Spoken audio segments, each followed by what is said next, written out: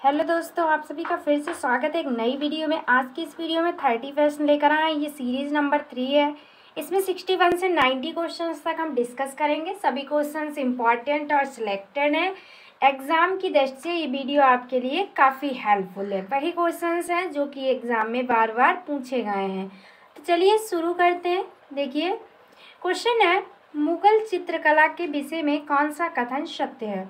इनमें से मुगल चित्रकला के विषय में कौन सा कथन सत्य है। इसका राइट आंसर है ऑप्शन नंबर डी, उपर्युक्त सभी, यानी कि युद्ध दृश्य, पशु पक्षी और प्राकृतिक दृश्य, दरबारी चित्रण, ये सभी के सभी सही हैं। ठीक है, ये चित्रकला के क्षेत्र में मुगलों ने बहुत विशिष्ट योगदान जो है वह दिया था अपना। इनमें से एक फेमस थे, वह कौन थे, तो इनका नाम था मंसूर। कौन? मंसूर।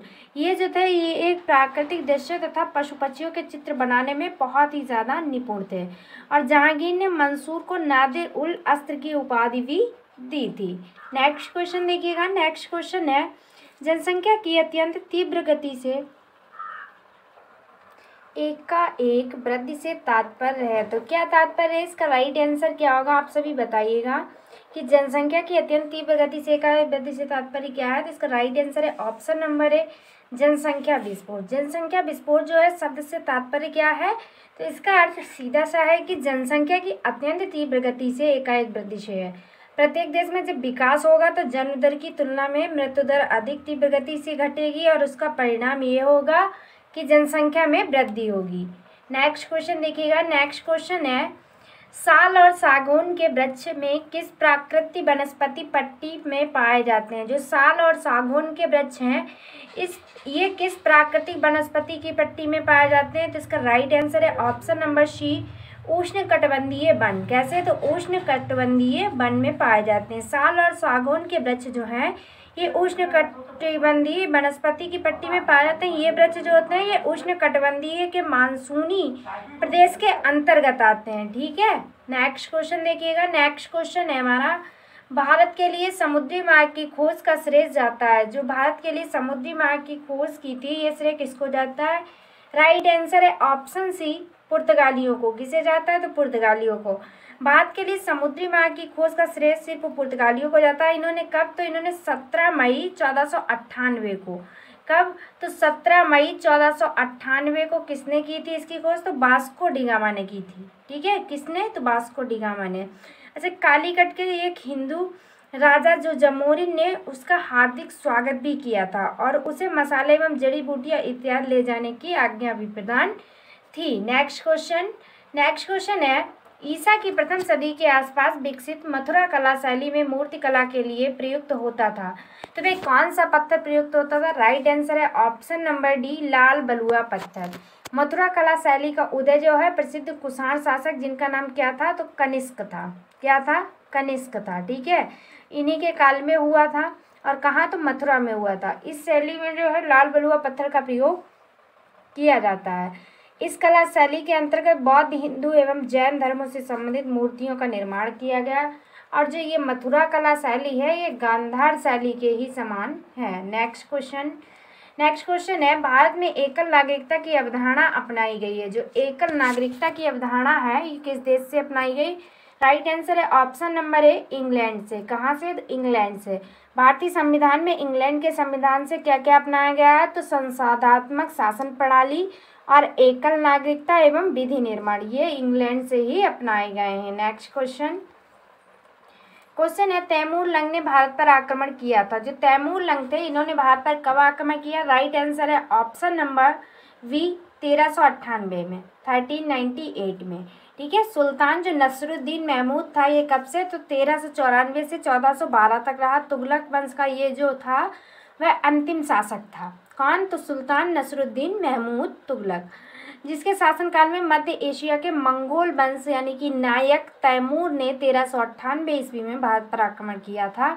और तैमूर लंग जो था ये 14वीं शताब्दी का शासक था जिसने तैमूर राजवंश की स्थापना की थी। Next question. नेक्स्ट क्वेश्चन है हमारा, संविधान सभा की प्रारूप समिति के अध्यक्ष कौन है। जो संविधान सभा है इसकी प्रारूप समिति के अध्यक्ष कौन है? तो इसका राइट आंसर होगा ऑप्शन नंबर ए, डॉक्टर वी.आर. अम्बेडकर, यानी कि भीमराव अम्बेडकर। ठीक है, ये कब? तो 29 अगस्त 1947 को संविधान सभा ने नवीन संविधान का प्रारूप तैयार किया था। ठीक है, इस जो प्रारूप समिति थे इसका गठन कब हुआ था? तो 21 फरवरी 1948 को संविधान सभा को अपनी रिपोर्ट पेश की गई थी। इसका गठन 29 अगस्त 1947 को हुआ था। इसमें कितने सदस्यों ने भाग लिया था? तो 7 सदस्यों ने भाग लिया था। वह 7 सदस्य कौन कौन से? तो भीमराव अंबेडकर थे, NG अयंगर थे, अल्लादी कृष्णस्वामी अय्यर थे, KM मुंशी थे और N माधवराव, MS सदुल्ला एवं DP खेतान। ये 7 सदस्य थे जो प्रारूप समिति में भाग लिया था। नेक्स्ट क्वेश्चन है, आयकर से प्राप्त राशि किसको जाती है? जो आयकर से राशि प्राप्त होती है किसको जाती है? इसका राइट आंसर होगा ऑप्शन नंबर ए, केंद्र सरकार को। ठीक है, सरकार के कर राजस्व का सर्व प्रमुख स्रोत क्या है? वह है निगम कर। कौन सा है? निगम कर।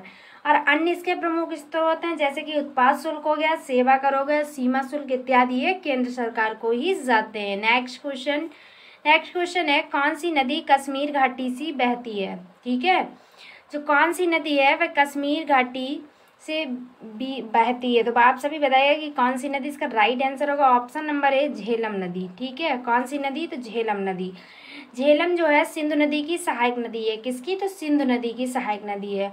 और ये सिंधु नदी कहाँ से निकलती है? तो ये शेषनाग झील से निकलती है। ठीक है, ये याद रखिएगा। नेक्स्ट क्वेश्चन है, भारत में राष्ट्रीय मानवाधिकार आयोग की स्थापना किस वर्ष की गई थी? जो मानवा आयोग है, मानवाधिकार आयोग, इसकी स्थापना कब हुई थी? इसका राइट आंसर है ऑप्शन नंबर सी, 1993 में। कब? तो 1993 में हुई थी। ठीक है, भारत का जो है इसका ये एक स्वायत्त विधिक संस्था है और इसकी स्थापना तो मैंने आपको बता दी है कि 1993 में। कब हुई थी? तो 12 अक्टूबर को हुई थी। ठीक है, ये भी आप याद रखिएगा। और ये आयोग जो है देश में मानवाधिकारों का प्रहरी होता है। नेक्स्ट क्वेश्चन देखिएगा। नेक्स्ट क्वेश्चन है, और इसके अध्यक्ष कौन है? तो वह है न्यायमूर्ति रंगनाथन। इनका नाम भी आप याद रखिए। अब देखिए नेक्स्ट क्वेश्चन है, संघ राज्य की प्रमुख विशेषता क्या है? संघ राज्य की प्रमुख विशेषता क्या है? तो राइट आंसर है ऑप्शन नंबर ए, विकेंद्रीकरण। क्या है? तो विकेंद्रीकरण। ठीक है, विकेंद्रीकरण जो है ये संघीय राज्य की एक प्रमुख विशेषता है। एक संघीय राज्य में प्रभुसत्ता और शासन करने का अधिकार संविधान द्वारा केंद्रीय अधिकारी वर्ग और निर्वाचक राजनीतिक इकाइयों के बीच विभक्त किया गया है। नेक्स्ट क्वेश्चन देखिएगा। नेक्स्ट क्वेश्चन है, कोई राज्य उन अधिकारों द्वारा जाना जाता है जिन्हें ये बनाए रखता है, ये कथन किसका है? तो ये कथन किसका? लॉस्की का। ऑप्शन नंबर बी राइट है। ठीक है, ये बात लॉस्की ने कही है। उनका नाम याद रखिए, क्योंकि लॉस्की के अनुसार जो है अधिकार सामाजिक जीवन की बेस स्थितियाँ हैं जिसके अभाव में कोई भी मनुष्य समानता अपना विकास नहीं कर सकता है। ठीक है, इसलिए वे मानते हैं कि अधिकार जो है प्रदान करना और उनकी व्यवस्था करना राज्य का ही कर्तव्य है। इसीलिए उन्होंने कहा है कि कोई राज्य उन अधिकार द्वारा जाना जाता है जिन्हें ये बनाए रखता है। नेक्स्ट क्वेश्चन है, सुंडरा ट्रंच कहाँ है? सुंडरा ट्रंच का नाम सुना ही होगा, कहाँ है? तो राइट आंसर है ऑप्शन नंबर ए, हिंद महासागर में। ठीक है, और इसकी गहराई कितनी है? तो 7,725 मीटर। कितनी है? 7,725 मीटर। ये इसकी सुंडरा ट्रेंच की गहराई है, इसे आप याद रखिएगा। ठीक है, और हिंद महासागर की ये जो है ये सर्वाधिक गहरी खाई है। नेक्स्ट क्वेश्चन है, विश्व का सबसे बड़ा डेल्टा कौन सा है? तो राइट आंसर क्या होगा? Ganga delta. Option number C, विश्व का जो सबसे लंबा डेल्टा है वह गंगा डेल्टा। इसे और किस नाम से जाना जाता है? इसे गंगा ब्रह्मपुत्र डेल्टा भी कहा जाता है, सुंदरबन डेल्टा भी कहा जाता है और बंगाल डेल्टा के नाम से भी जाना जाता है। तो ये सभी नाम आप सभी याद रखिएगा। ठीक है, और इसका आकार कैसा होता है? तो वह होता है त्रिभुजाकार। कैसा होता है? त्रिभुजाकार। नेक्स्ट क्वेश्चन देखिएगा। क्वेश्चन है, भारत एक गणतंत्र है, इसका अर्थ है? तो इसका सीधा सा अर्थ है कि भारत में वंशानुगत शासक नहीं है। ऑप्शन नंबर सी राइट है। ठीक है, भारत जो है एक गणतंत्र है क्योंकि भारत में वंशानुगत शासन नहीं है। नेक्स्ट क्वेश्चन देखिएगा। नेक्स्ट क्वेश्चन है, संयुक्त राष्ट्र सुरक्षा परिषद के अस्थायी सदस्य की कार्य अवधि कितनी होती है? तो संयुक्त सुरक्षा परिषद के अस्थायी सदस्य की कार्य अवधि है वह 2 वर्ष होती है। ऑप्शन नंबर डी करेक्ट है। ठीक है, सुरक्षा परिषद में कितने सदस्य होते हैं? तो 15 सदस्य होते हैं। कितने? तो 15 सदस्य होते हैं। ठीक है, इनमें से 5 स्थायी और 10 अस्थायी सदस्य होते हैं। स्थायी कौन कौन से? तो जैसे चीन, फ्रांस, रूस, यूनाइटेड किंगडम और अमेरिका, ये जो है ये स्थायी सदस्य होते हैं। और इन 5 देशों को कार्यविधि मामलों में तो नहीं, पर विधिवत मामलों में प्रतिनिषेध शक्ति है। बाकी के 10 जो हैं इन्हें क्षेत्रीय आधार के अनुसार 2 वर्ष की अवधि के लिए सामान्य सभा द्वारा चुने जाते हैं। नेक्स्ट क्वेश्चन है हमारा, कौन सी परियोजना स्वतंत्र भारत की पहली बहुउद्देशीय नदी घाटी परियोजना है? तो इसका राइट आंसर क्या होगा? ऑप्शन नंबर ए दामोदर घाटी परियोजना। दामोदर घाटी जो है स्वतंत्र भारत की पहली बहुउद्देशीय नदी घाटी परियोजना है। ये कब? तो 7 जुलाई 1948 को। कब? तो 7 जुलाई 1948 को ये योजना जो थी आरंभ हुई थी। ठीक है, तो ये किस नदी पर है ये भी बताइएगा आप। तो दामोदर नदी घाटी जो है परियोजना ये अस्तित्व में आई थी। कब आई थी? 7 जुलाई 1948 को। ठीक है, ये परियोजना जो है भारत की अधिकतर परियोजनाओं की तरह अमेरिका की टेनेसी घाटी परियोजना पर आधारित है, जो कि जल राशि का अधिकतम प्रयोग करने के लिए बनाई गई है। इसका नियंत्रण कौन करता है? तो डीवीसी करती है इसका नियंत्रण। ठीक है, नेक्स्ट क्वेश्चन देखते हैं। नेक्स्ट क्वेश्चन है, भारत में सर्व शिक्षा अभियान कब चालू किया गया? जो भारत में सर्व शिक्षा अभियान है इसकी शुरुआत कब से हुई? राइट आंसर है ऑप्शन नंबर सी 2000 से 2001 में। ठीक है, ये भी याद रखिए, ये एक जो है निश्चित समयावधि के भीतर प्रारंभिक शिक्षा के सार्वभौमिकरण लक्ष्य को प्राप्त करने हेतु ये योजना शुरू की गई थी। नेक्स्ट क्वेश्चन देखिएगा। नेक्स्ट क्वेश्चन है हमारा, कमांड कंट्रोल प्लस बी का प्रयोग है। तो हम लोग कमांड कंट्रोल बी का प्रयोग कब करते हैं? तो इसका राइट आंसर होगा ऑप्शन नंबर बी पेस्ट करना। क्या है? पेस्ट करना।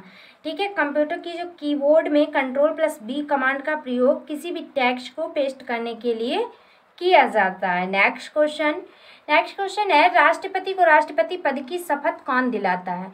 राष्ट्रपति को राष्ट्रपति की पद की शपथ कौन दिलाता है? इसका राइट आंसर क्या होगा? ऑप्शन नंबर ए भारत के मुख्य न्यायाधीश। कौन? तो भारत के मुख्य न्यायाधीश। ठीक है, ये राष्ट्रपति के जो कार्यकाल का उपबंध है ये अनुच्छेद 56 में कहा गया है। ठीक है, कहाँ कहा गया है? तो अनुच्छेद 56 में कहा गया है। और अनुच्छेद 60 में राष्ट्रपति के संबंध जानकारी दी गई है, शपथ संबंधी। ठीक है, अनुच्छेद 60 में शपथ संबंधी जानकारी दी गई है। ये भी आप सभी याद रखिएगा, ये काफ़ी इंपॉर्टेंट है, एग्जाम में अक्सर पूछे जाते हैं। ठीक है, अपना पद धारण करने से पहले राष्ट्रपति जो है वह उच्चतम न्यायालय के मुख्य न्यायाधीश अथवा उसकी अगर अनुपस्थिति है, अगर भारत का मुख्य न्यायाधीश नहीं है तो उस समय उपस्थित जो ज्येष्ठतम न्यायाधीश होगा उसके समकक्ष जो है शपथ ग्रहण करेगा। नेक्स्ट क्वेश्चन है, मौलिक अधिकार प्रतिस्थापित हैं। जो मौलिक अधिकार है ये किस अनुच्छेद में प्रतिस्थापित हैं? तो इसका राइट आंसर क्या होगा? ऑप्शन नंबर बी, यानी कि भाग 3 में अनुच्छेद 12 से 35 में मौलिक अधिकारों का वर्णन किया गया है। ठीक है, ये भी आप सभी याद रखिएगा। ये जो है ये विश्व का सर्वाधिक विस्तृत अधिकार पत्र है। क्या? मौलिक अधिकार। भारतीय संविधान के भाग 3 द्वारा नागरिकों को 7 मौलिक अधिकार प्रदान किए गए थे। कितने? तो 7। और प्रेजेंट टाइम में कितने हैं? तो वह हैं 6। ठीक है, एक मौलिक अधिकार हटा दिया गया है, वह कौन सा है? तो संपत्ति का अधिकार। ठीक है, संपत्ति का मौलिक अधिकार था, इसे हटा दिया गया। लेकिन 44वें संविधानिक संशोधन जो कि 1978 द्वारा इस संपत्ति के अधिकार को हटा दिया गया है। ठीक है, ये भी आप याद रखिएगा। अब देखते हैं, अब इसमें जो 6 मौलिक कर्तव्य हैं वह कौन कौन से वो भी हम आपको बता देते हैं। जैसे नंबर 1 समानता का अधिकार। समानता के अधिकार की बात किसमें की गई है? तो 14 से 18 तक समानता का अधिकार। और स्वतंत्रता का अधिकार किसमें? तो 19 से 22, अनुच्छेद 19 से 22 में किसकी बात की गई है? तो स्वतंत्रता का अधिकार। और शोषण के विरुद्ध अधिकार जो है ये 23 से 24 में है। और धार्मिक स्वतंत्रता का अधिकार किसमें है? तो 25 से 28 में। और संस्कृति व शिक्षा संबंधी अधिकार जो है 29 से 30 में है। संवैधानिक उपचारों का अधिकार जो है अनुच्छेद 32 में है। और इसे जो है डॉक्टर भीमराव अंबेडकर ने अनुच्छेद 32 को जो है वह संविधान की आत्मा भी कहा है। ये भी आप याद रखिए, अक्सर एग्जाम में पूछा जाता है। नेक्स्ट क्वेश्चन है, भारत के पहले सुपर कंप्यूटर का क्या नाम है? जो भारत का पहला सुपर कंप्यूटर था उसका क्या नाम था? इसका राइट आंसर है ऑप्शन नंबर सी परम 8000। ठीक है, परम 8000 जो है भारत का पहला 1 गीगा स्केल सुपर कंप्यूटर था। कितना? तो 1 गीगा स्केल सुपर कंप्यूटर था। जिसका विकास कब हुआ था, इसका विकास हुआ था 1991 में। कब हुआ था? 1991 में हुआ था, ठीक है। और सुपर कंप्यूटर जो है बहुत विशेष कंप्यूटर होता है जो कि बड़ी गणना बहुत तेज़ी से करता है, जबकि सामान्य कंप्यूटर की तुलना में सुपर कंप्यूटर हज़ारों लाखों गुना तेज़ी से डेटा को प्रोसेस कर लेते हैं। नेक्स्ट क्वेश्चन है लिनक्स क्या है? आप सभी बताइए कि लिनक्स क्या है। तो इसका राइट आंसर होगा ऑप्शन नंबर ए ऑपरेटिंग सिस्टम। लिनक्स जो है ये एक ऑपरेटिंग सिस्टम है। किसी भी कंप्यूटर मशीन को चालू करने पर सॉफ्टवेयर के रूप में सबसे पहला कार्य जो है वह ऑपरेटिंग सिस्टम का ही होता है, इसे आप याद रखिएगा, ठीक है। बाद में जो इस ऑपरेटिंग सिस्टम का अनेक प्लेटफॉर्म बना, वह कौन कौन सा, जैसे कि मोबाइल हो गया, स्मार्ट टीवी हो गया, गेमिंग वहमों में इस्तेमाल किया जाता है। इन सभी में लिनक्स का प्रयोग होने लगा है। नेक्स्ट क्वेश्चन है भारत में वर्तमान सेना जनरल का क्या नाम है? तो राइट आंसर होगा general Manoj Mukund Naravane. Option number B correct है। नेक्स्ट क्वेश्चन देखिएगा। नेक्स्ट क्वेश्चन है हमारा बंगाल में जो दोहरी शासन व्यवस्था को किसने समाप्त किया था? बताइए कि बंगाल में दोहरी शासन व्यवस्था किसने समाप्त किया? राइट आंसर है option number A Warren Hastings ने। किसने? तो वॉरेन हेस्टिंग्स ने किया था। बंगाल के फोर्ट विलियम का प्रथम गवर्नर जनरल था वॉरेन हेस्टिंग, जो इस पद पर कब बैठा था? तो ये 1772 से लेकर 1785 तक बैठा था, ठीक है। ये भी आप याद रखिएगा कि 1772 से 1785 तक रहा। उसने जो है राजस्व वसूली अधिकार कंपनी के अधीन कर दिया था और 1772 ईस्वी में बंगाल में जो दोहरी यानी कि द्वैध शासन व्यवस्था को समाप्त कर दिया था। नेक्स्ट क्वेश्चन है हमारा इग्नू के डिजिटल कोर्स का क्या नाम है? तो वह है ई ज्ञान। ऑप्शन नंबर बी करेक्ट है, ठीक है। अब इग्नू क्या है? तो इंदिरा गांधी राष्ट्रीय मुक्त विश्वविद्यालय है, ठीक है। इसके डिजिटल कोर्स का नाम जो है वह ई ज्ञान कोर्स है। ये भी आप सभी याद रखिएगा। नेक्स्ट क्वेश्चन है हमारा डोंगरी भाषा भारत के किस राज्य में से संबंधित है? तो जो डोंगरी भाषा ये भारत के जम्मू कश्मीर राज्य से संबंधित है। ऑप्शन नंबर सी करेक्ट है, ठीक है। ये जो है केंद्र शासित प्रदेश जम्मू कश्मीर में बोले जाने वाली एक भाषा है, जिसे वर्ष 2003 में, कब? तो वर्ष 2003 में कौन से संशोधन द्वारा? तो 52वें संविधान संशोधन द्वारा। कौन से? तो 52वें संविधान संशोधन द्वारा भारतीय संविधान की 8वीं अनुसूची में जोड़ा गया था। कब? तो 8वीं अनुसूची में जोड़ा गया था, ठीक है। नेक्स्ट क्वेश्चन है अफ्रीकी भाषा का प्रयोग मुख्य रूप से कहाँ किया जाता है? तो राइट आंसर होगा ऑप्शन नंबर सी दक्षिण अफ्रीका एवं उत्तरी अफ्रीका में। अच्छा, दक्षिण अफ्रीका के अंतर्गत कुल कितने देश आते हैं? तो वह आते हैं 15 देश। और जो उत्तरी अमेरिका इसके अंतर्गत, तो वह आते हैं 11 देश। कितने? तो 11 देश। इनमें ज़्यादातर अफ्रीकी भाषा का प्रयोग होता है। नेक्स्ट क्वेश्चन और इस वीडियो का लास्ट क्वेश्चन है राष्ट्रीय ग्रामीण रोजगार गारंटी अधिनियम कब पारित हुआ? तो इसका राइट आंसर क्या होगा? ऑप्शन नंबर सी 2005 में बना था और पारित हुआ 2006 में, ठीक है। राष्ट्रीय ग्रामीण रोजगार गारंटी अधिनियम, ये आप सभी याद रखिएगा कि 7 सितंबर 2005 को जारी की गई थी, ठीक है। और इसे पारित कब किया गया था? तो 2 फरवरी 2006 को। और बाद में इसका नाम बदल कर कब क्या कर दिया गया? इसका नाम कब बदला गया? तो 2010 में इसका नाम चेंज कर दिया गया। तो वे क्या हो गया? तो मनरेगा हो गया, यानी कि महात्मा गांधी राष्ट्रीय ग्रामीण रोजगार गारंटी अधिनियम हो गया, ठीक है। तो फ्रेंड्स ये थे कुछ इंपॉर्टेंट क्वेश्चंस। अगर आपको वीडियो पसंद आई है, क्वेश्चंस अच्छे लगे हैं, तो चैनल को सब्सक्राइब करना ना भूलें। Thanks for watching. मिलते हैं नेक्स्ट वीडियो में। Take care of everyone. तब तक के लिए बाय बाय।